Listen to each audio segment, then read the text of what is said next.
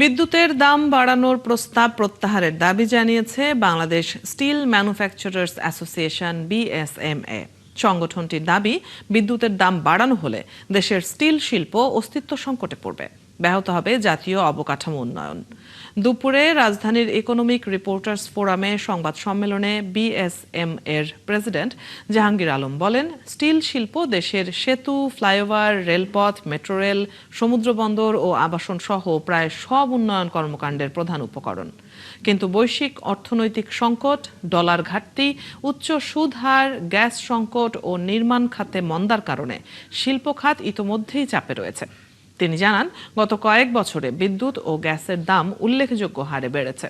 এর মধ্যে আবার বিদ্যুতের মূল্য বাড়ানো হলে উৎপাদন ব্যয় বেড়ে যাবে, আন্তর্জাতিক বাজারে প্রতিযোগিতার সক্ষমতা কমবে এবং অনেক কারখানা বন্ধ হওয়ার ঝুঁকিতে পড়বে।